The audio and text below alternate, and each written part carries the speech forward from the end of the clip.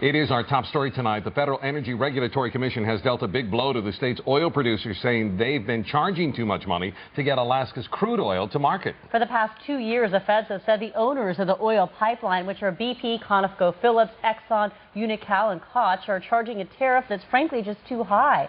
And now they say the state will be getting a refund. The owners of the Trans-Alaska oil pipeline charge a tariff for all oil that travels down it. The tariff is supposed to be a way for the owners to recoup the cost of building, operating and maintaining the pipeline. Problem is they've been charging too much. That means the state of Alaska is entitled to a refund and more oil money in the future. The federal ruling has some big implications tonight, not only in the present, but also the future of our state.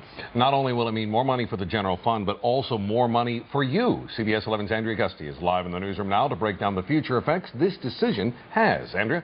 Dave and Laura, now this decision was made just this morning, and it could be too early to tell all of the impacts it'll have. But one thing's for sure, you're getting more money, and it could have big effects on our future as a state. The cost for a barrel of crude oil to be transported from the North Slope to Valdez? Just about $5. Now, thanks to FERC's decision, the state says the rate will be about $2, and we get to pocket the difference. That'll make a difference of about $600 million for state revenues for taxes and royalties. The money is set to be divvied up between the state's general fund and the permanent dividend, which means not only more money for state-funded projects, but also a bigger PFD. But the federal ruling could have more effects than just more state cash.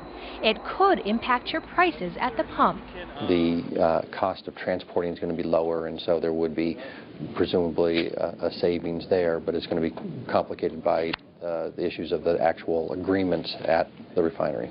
But it could have an impact on something bigger than just the prices.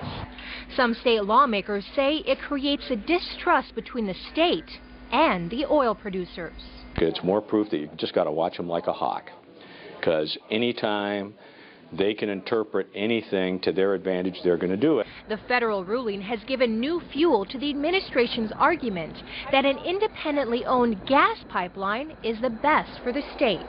This is sort of an indication of how the producer-owned pipelines could be motivated to do things with regard to the rate setting that may not be in the state's interest.